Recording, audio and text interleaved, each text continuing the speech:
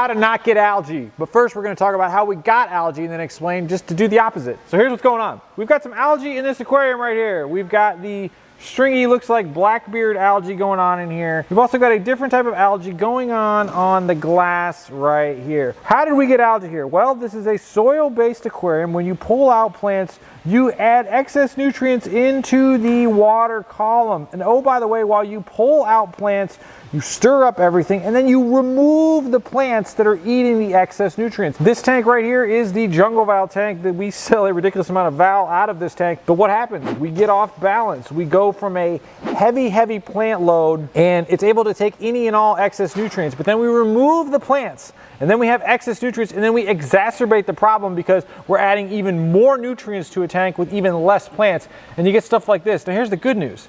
It's on val, so it's easy to get out. So how do you not get algae? What you do is you have a heavy plant load and you have light nutrient load in your water column, okay? That's also a benefit of having a soil-based substrate, is because your plants are going to eat underneath the substrate at their roots where they feed anyway.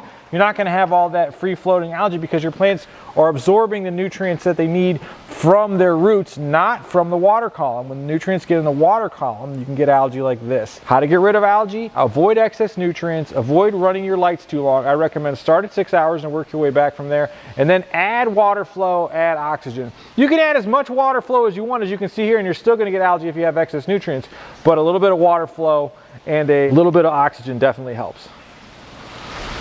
Well,